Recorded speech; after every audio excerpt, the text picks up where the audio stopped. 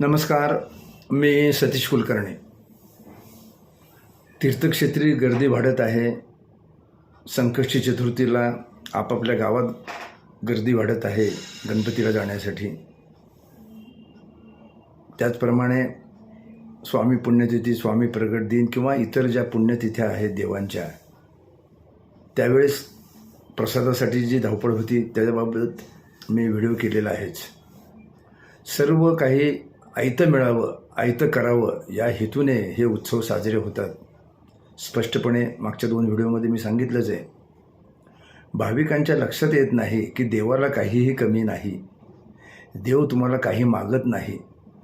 केवळ एक श्रद्धेपोटी तुम्ही प्रसाद देण्याची आणि घेण्याची व्यवस्था करत असता. परंतु नक्की प्रसाद म्हणजे काय हे सुद्धा सेवा करून वर्षानुवर्ष जाऊनसुद्धा लक्षात येत नाही. हे फार खेदजनक आहे. प्रसादाचा खरा अर्थ परमेश्वराचं साक्षात दर्शन म्हणजे प्रसाद. तर परमेश्वराचं साक्षात दर्शन किंवा परमेश्वराला दिलेला प्रसाद किंवा परमेश्वराला दाखवून झालेला प्रसाद जेव्हा आपण घेतो, त्यामध्ये साक्षात दर्शन झाल्याची भावना असते. आज तसं काही राहिलं नाही. फक्त सत्यनारायणच्या पूजेच्या वेळेस हा प्रसाद, तेही गुरुजी करतात बऱ्याच ठिकाणी. काही ठिकाणी जर गुरुजी उपलब्ध नसतील तर घरातील महिला मंडळ हा प्रसाद करतात. त्यात ती भावना दिसून येते. कारण त्याला शिरा म्हणत नाहीत, त्याला लोक सत्यनारायणचा प्रसाद म्हणतात. पुन्हा माझ्या माहितीनुसार किंवा मी अनेक ठिकाणी पाहतो, वर्षभर देवाला प्रसाद केला जात नाही. काही ठिकाणी अनेक घरामध्ये आजही रोज सकाळ संध्याकाळ देवाच्या आरत्या होतात. काही उत्सव साजरे होतात, तेव्हा सर्व काही बाजारातून आणलं जातं. मी बऱ्याच वेळेला चरणासन घेऊन अनेक ठिकाणी जातो. तेव्हा जेव्हा 50 भाविक दर्शनाला येतात तेव्हा अनेकांच्या हातामध्ये पेढ्याचे बॉक्स असतात. दुकानात जायचं, बॉक्स घ्यायचा, तो देवासमोर ठेवायचा. किती तासाचा असतो ते माहीत नसतं, किती दिवसाचा असतो तो माहीत नसतो. फक्त देवाला प्रसाद दाखवणं ह्या हेतूने आणतात. त्यामध्ये निर्मळ भावना जाणवत नाही. खरं म्हणजे माधुकरी याचा अर्थ मध म्हणजे गोड, मधू म्हणजे गोड, मधू म्हणजे गोड. करी आपल्या हाताने जे करण्यात येतं ते गोड पदार्थ देवाला दाखवणं, ह्याचा अर्थ माधुकरी. लोक बाजारात जातात, प्रसाद घेतात, वाटतात, राहिलेला पुन्हा तर फ्रीजमध्ये ठेवतात. त्याला बुरशी आलेली असते आणि नंतर वृत्तपत्रातून बातमी येते, प्रसादातून विषबाधा. खरं तर महिलांनी कोणत्याही उत्सवाच्या वेळेस आपल्या हाताने जे आपण करू ते देवाला दाखवणं फार गरजेचं आहे. आणि एखाद्या गावी चालला तर तुम्हाला लाडू वगैरे करून तुम्ही जेव्हा देवाला दाखवता तेव्हा देवालासुद्धा आनंद होतो. माझ्या भगिनींनी स्वतःच्या हस्ते गोड पदार्थ, माधुकरी गोड पदार्थ स्वतःच्या हातून करून आणला आहे आणि ते मला दाखवत आहेत. त्या आनंदासारखा देवालासुद्धा आनंद मिळत नाही.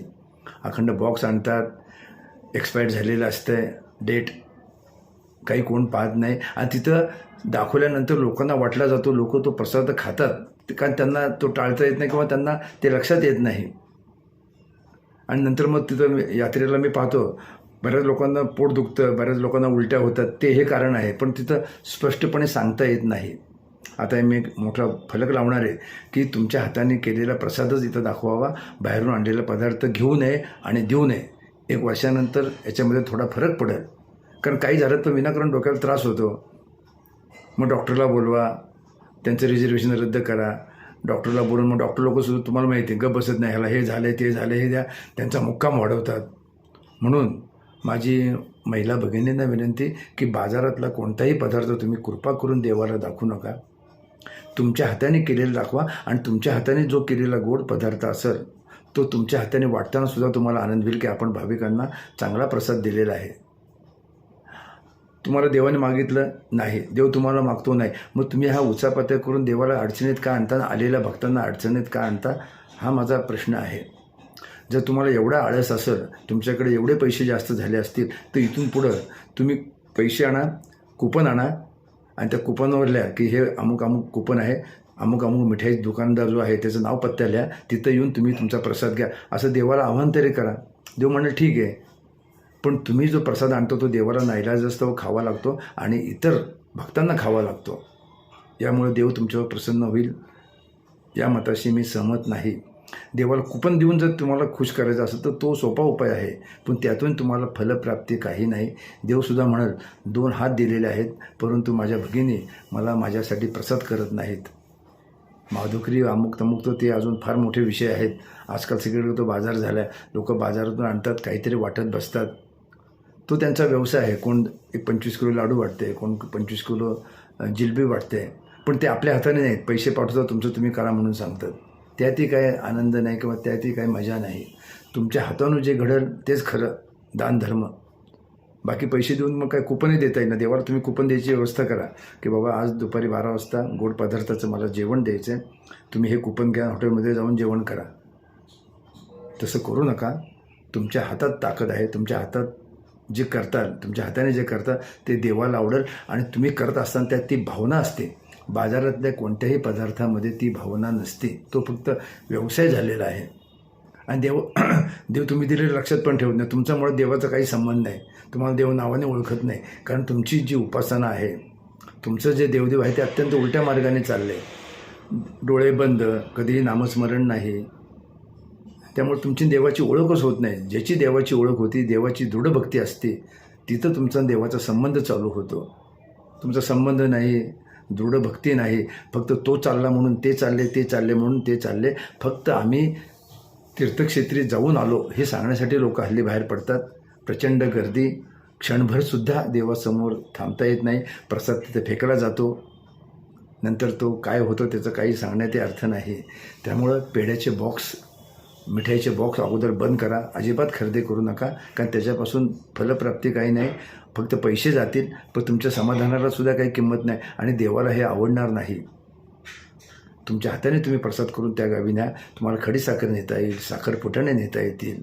हे ठीक आहे बाबा, ह्याच्यात काहीतरी म्हणजे एक्सपायरी डेट नाही, पण बाकीच्या पदार्थामध्ये 48 तासानंतर त्या लाडू, पेढे, मिठाईला काहीही किंमत नाही. आणि असं जर तुम्ही देवाला दाखवत असाल तर देव तुमच्यावर किती नाराज होत असेल.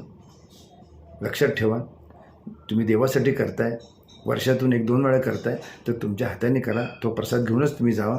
राहिलेला प्रसाद तुम्हाला प्रवासामध्ये सुद्धा खाता येईल, पण देवाला कृपया बाजारातलं काही देऊ नका. देवाला ते आवडणार नाही. कर्म फिरता कर्माचं हे जेव्हा लक्षात येईल तेव्हा तो त्रास तुम्हालाच होईल.